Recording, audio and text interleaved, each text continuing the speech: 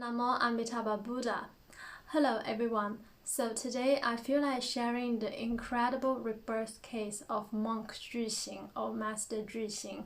So this is a really well-known rebirth case, and a lot of people before they did not believe in Amitabha Buddha, but after hearing monk Juxing's rebirth case, a lot of people to believe in Amitabha Buddha because there were really a lot of eyewitnesses. Also a famous photo when he saw rebirth, which I'll also show in this video.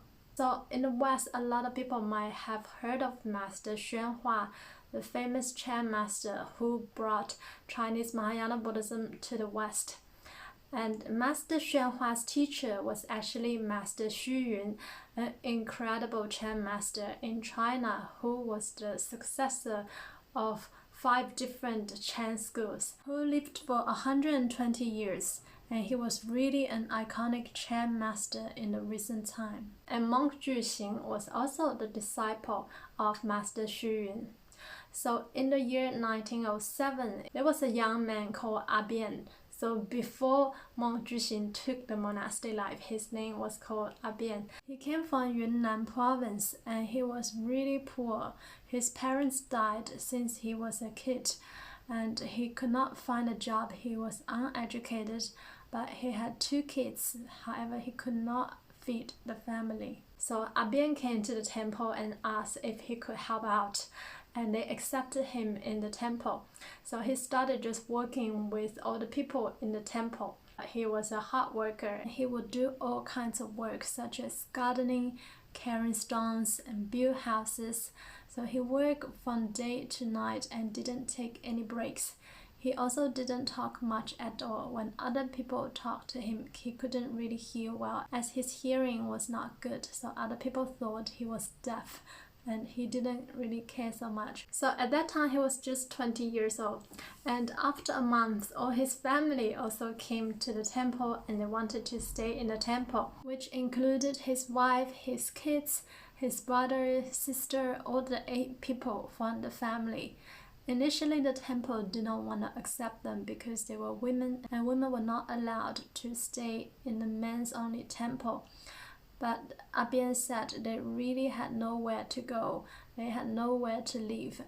And eventually Master Xu agreed to allow them to stay and they could live in the hut on the mountain behind the temple. And after 2 years, Abian really wanted to become a monk, so he told Master Xu, but he said he couldn't read, he didn't know any words. He really wanted to also practice with other monks. And Master Xu said, then all you need to do is to recite Amituofo. Just keep reciting Amituofo one-heartedly no matter what you do, and you will be able to seek rebirth to the Western Pure Land of ultimate bliss. So Master Xu, apart from teaching the Chan methods, he also taught about Nianfo. So this is common in China, as I talked about before. In almost all the Chan schools in China, they also practice the Pure Land method. They also recite Amituofo to seek rebirth to the Pure Land. Just in case if one cannot realize Samadhi in this lifetime, one can always rely on the power of Amitabha Buddha and seek rebirth to the Pure Land. And it was the same with Master Juxing. Master Juxing also taught about Nianfo. He spoke about this Nianfo method highly. And not only monk Juxing became a monk, later all the 8 people from his family, so everybody all took monastic life with him. And after that, he became monk Juxing, but his life was pretty much the same like before. He would wake up before everybody woke up and he would do all the dirty work, all the hard work in the temple, and he would always recite Amituofo no matter what he did, all the time from day to night. And after a few years, Master Xu knew that monk Juxing had really cultivated quite well, but he thought he should probably go out and see more. So he told monk Juxing to go out to visit all the great temples, to visit all the great teachers, so he could receive more knowledge from them.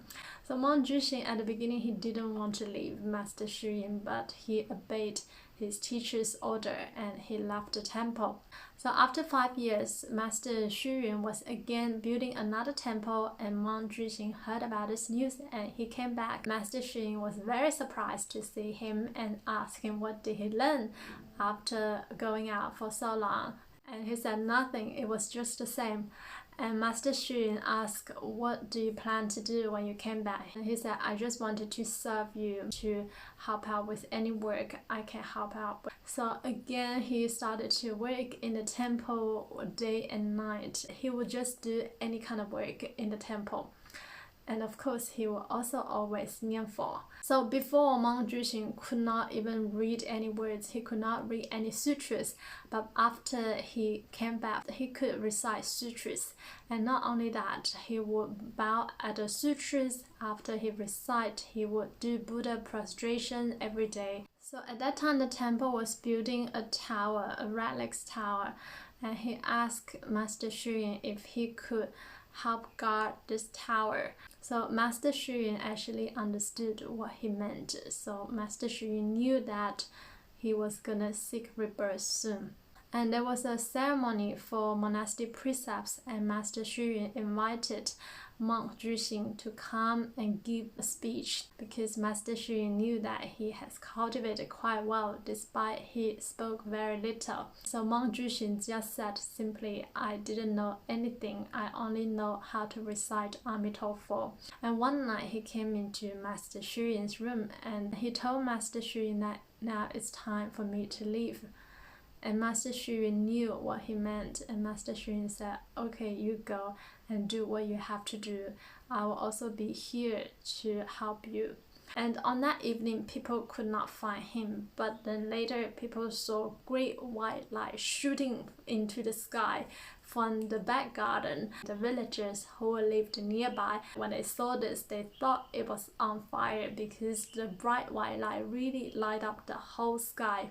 And they immediately went into the backyard and saw Monk Juxing was actually sitting in meditation with his monastic robe. He looked as if he was still alive. And Master Xu Yun quickly also came over to the back garden and told people not to touch Master Juxing, because Master Xu Yun knew that Master Juxing had already sought rebirth to the Pure Land, but he still kept this body to be here just for other people to witness his rebirth. This was really incredible.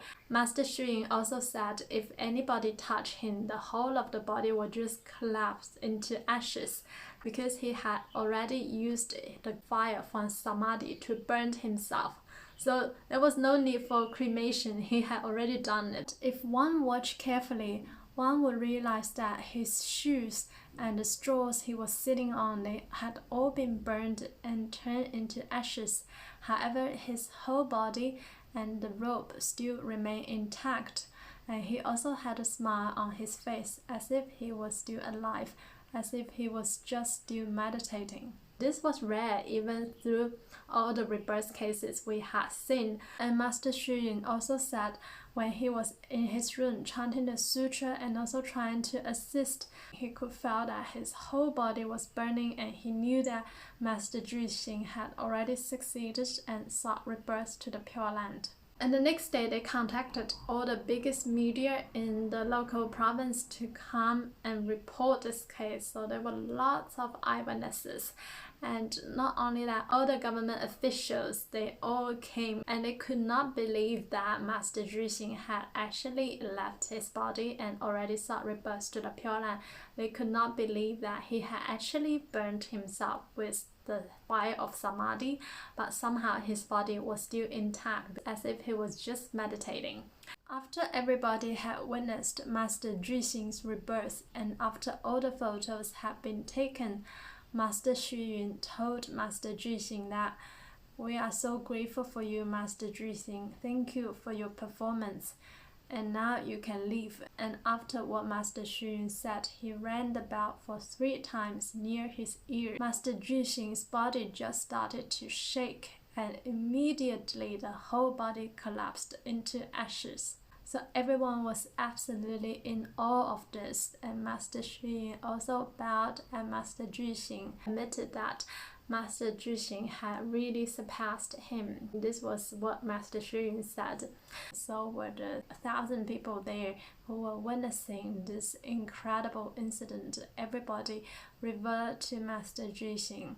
And after that, a lot of people started to Nianfo and to believe in Amitabha Buddha and the Pure Land, because this was really like a breaking news in the whole of the China at that time. So this is really an incredible rebirth case, because Master Juxing did not know any words, he did not know anything, but he just recited Amituofo day and night, and he could realize a high level of samadhi. Because of that, even surpass his teacher, who was a great Chan master. So we can really see that the Nianfo practice is really the other power method. When we recite the name of Amitofo, we will really receive great help, great assistance of Amitofo because of Amitofo's great vows. And maybe we can also strive to achieve Nianfo Samadhi in this life. Of course, it's not necessary for us to realize Nianfo Samadhi in order to seek rebirth, but nevertheless, this is a great attempt, and we have really seen Master Juxing, how he has shown us just by practicing Nianfo single-mindedly, one-heartedly, for many years, for over 20 plus years, and one could realize the state of samadhi. And this was also the same with Master Haixian and also other masters, including lay Buddhists. And it's also possible for one to realize Nianfo Samadhi in one lifetime if one is really diligent in one's cultivation. So I found this extremely inspiring and also touching, and I trust all of us can learn something from Master Juxing. Namo Amituofo Buddha. Namo Amituofo.